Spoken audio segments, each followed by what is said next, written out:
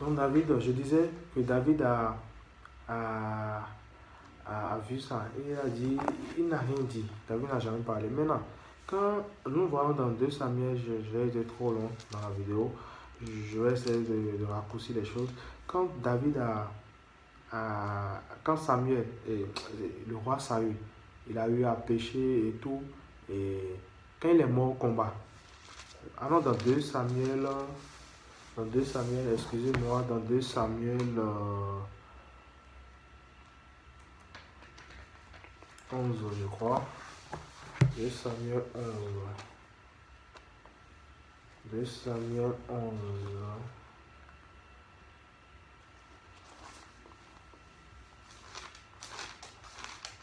2 Samuel.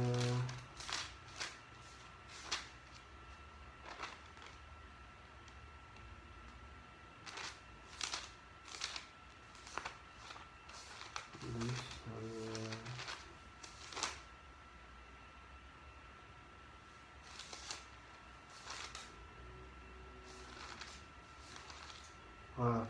2 Samuel 1, verset 20. À la chute, à la chute de, excusez-moi, à la chute de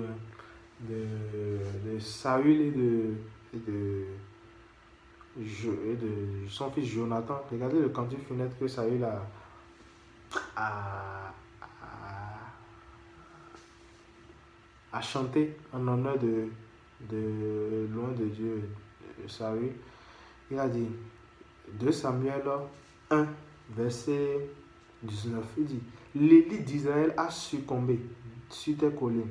Comment les héros sont-ils tombés? Ne l'annoncez point dans Gath, n'en publiez point la nouvelle dans les rues d'Ascalon, de peur que les filles des Philistins ne se réjouissent, de peur que les filles des incirconcis ne triomphent. Donc quand tu publies ce qu'un serviteur de Dieu a fait, quand tu publies ce qu'un homme de Dieu a fait, tu es en train de révéler aux filles des Philistins. Tu es en train de révéler aux filles des Philistins ce qui est arrivé aux serviteurs de Dieu. Donc il dit, ne l'annoncez point dans Gath, n'en publiez point la nouvelle dans les rues d'Ascalon. Donc quand tu viens sur Facebook ou tu viens sur les réseaux sociaux pour annoncer ce que un serviteur de Dieu a fait ou bien ce que quelqu'un, un frère en Christ ou bien en Christ a fait, tu es en train de publier, tu es en train d'annoncer aux filles des Philistins. Et les filles des Philistins ici désignent tous ceux qui n'ont pas donné leur vie à Christ, c'est-à-dire le monde. Tu es en train d'annoncer au monde qui ne connaît pas encore Jésus, qui ne connaît pas encore le Dieu d'Israël. Tu es en train d'annoncer à ceux-là ce que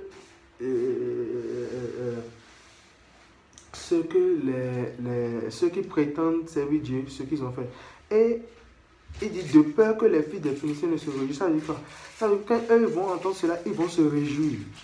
Ils vont se réjouir, ils vont se moquer de vous. Ils vont se moquer de votre Dieu. Parce que tu auras livré la femme de quelqu'un. Tu auras livré la fille, et lui, la femme de quelqu'un. Donc, il dit, ne l'annoncez point à ne dis point à personne. La fidélité de Dieu veut que tu gardes, que tu pries, pas que tu tolères, pas que tu dis non, ce que tu fais est bon. Il y a une différence entre dénoncer les œuvres du diable et dénoncer les enfants de Dieu.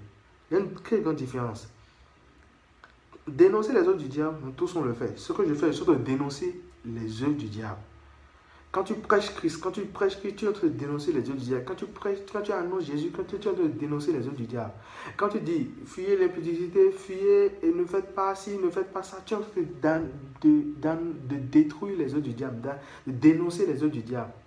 Tu vois? Mais quand tu t'en prends ouvertement à un serviteur de Dieu, tu traites de faux pasteurs les gens, tu traites de n'importe quoi, de tout et de rien les gens, là, tu es en train de t'en prendre à la femme de Dieu, à la femme de Dieu qui est l'Église. Tu es en train de donner des sujets de moquerie aux filles des Philistins, aux filles des incirconcis. Vous voyez? Et il y a un autre verset de Proverbe. Il y a un autre verset de Proverbe qui dit, il y a un autre verset de Proverbe, je crois que c'est Proverbe 10, verset 18, qui dit que qui révèle, qui, qui calomnie, révèle les secrets, celui-là est un insensé. Donc quand la Bible traite quelqu'un d'insensé, ça veut dire qu'il est dépourvu de sens. Donc quand tu fais ça, c'est-à-dire que tu montres que vraiment tu n'as pas le sens, c'est-à-dire tu n'as pas la raison spirituelle, c'est-à-dire il n'y a pas le Saint-Esprit, le Saint-Esprit ne te guide pas, parce que le Saint-Esprit ne te dira jamais de t'en prendre à la femme de Jésus. Jamais. Il est là pour glorifier Christ. Et quand tu glorifies un homme, tu glorifies aussi sa femme. Parce que l'homme, la Bible dit quoi? La femme est la gloire de l'homme. Donc l'église, c'est la gloire de Jésus. L'église de Dieu, c'est la gloire de Jésus. Moi qui suis ici qui vous parle, je suis l'église de Dieu. Toi qui es là, si tu es chrétien, tu es l'église de Dieu. Je suis la gloire de Christ. Je fais la fierté de Jésus. Donc si tu viens, tu me trouves quelque part. Il arrive que je peux pécher, je peux me trouver ce que je ne souhaite pas. Je peux me retrouver dans des situations compromettantes que je ne veux pas. Mais si tu trouves, viens me voir, dis, Loïc, je t'ai vu, vraiment ne fais pas. Et prie pour moi pour que je sois délivré, que je ne sois plus dans ceci. Mais si tu viens sur Facebook, ou bien sur Twitter, ou bien sur les réseaux, tu commences pas à publier, tu commences pas à dire la vérité, là, tu m'as fait du mal. Mais tu n'as pas fait du mal à moi seul. Tu as fait du mal aussi à mon mari. Tu as fait du mal à Jésus-Christ. Parce que je suis sa gloire. Je suis la femme qui fait sa gloire. Et quand tu exposes la femme d'un homme, tu es en train de faire du mal aussi à cet homme. Parce que quel homme aimerait qu'on expose sa femme dans la rue ou bien qu'on déshabille sa femme et qu'on la traite dans la rue? Il faut être fou pour le vouloir. Donc, c'est pourquoi Paul dit dans Tite, pour conclure, Paul dit dans Tite, il dit dans Tite 2, je crois, j'essaie de vous faire lire, j'essaie de vous lire ça pour qu'on ne dise pas que j'invente rien. Tite, Seigneur, elle-m'a retrouvé Tite.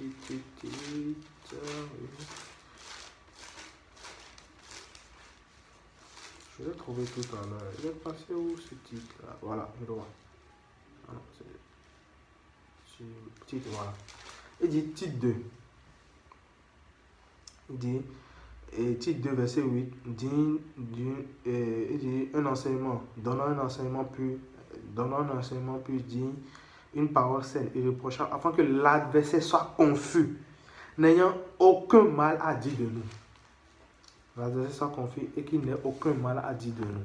Donc, apprenons aussi en tant qu'homme de Dieu, en tant que serviteur de Dieu, en tant qu'enfant de Dieu surtout, à avoir une conduite saine et irréprochable. C'est ça qui va permettre aux gens de ne pas avoir du mal à dire de nous. Parce que celui qui calomnie, c'est l'esprit d'accusateur. Et il y a un seul accusateur. L'accusateur des frères, c'est dans l'Apocalypse, c'est le diable. Parce que quand tu viens me voir, quand tu accuses, quand tu me calomnies auprès de quelqu'un, dans quelle intention tu le fais? Dans quelle intention? Il n'y a qu'une seule intention qui te motive en ce moment-là. C'est-à-dire, tu es en train de m'exposer, tu es en train de me livrer, tu es en train de m'accuser indirectement. C'est-à-dire, regardez ce que telle personne a fait. Tu es en train de m'accuser indirectement. Et là, tu es en train d'accomplir le ministère de Satan. Parce que c'est lui l'accusateur. Le ministère de Jésus, c'est intercesseur. Il est l'intercesseur, il est notre intercesseur auprès du Père. Quand tu intercèdes, tu es dans le ministère de Dieu. Mais quand tu accuses, tu es dans le ministère de Satan. Et pour conclure, il dit même que d'avoir une conduite... bon, je m'arrête là. Je suis en train d'aller vers 10 minutes déjà. C'est pas bien. Donc nous voyons les calomnies et autres. Si David, l'homme selon le cœur de Dieu, il a pu empêcher qu'on le dise du mal.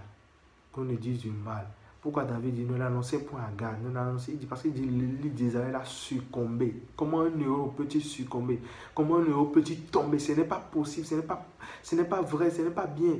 Mais vous, ne l'annoncez point à Gad, de peur qu'il ne se réjouisse, de peur qu'il ne se moque de nous, de peur qu'il ne vienne pas dire ça sur Facebook. Prêche l'évangile sur Facebook, mais ne viens pas parler du lait sale. de la femme de Jésus. Ne viens pas dire de l'épouse de Christ. Ne viens pas exposer ça sur Facebook.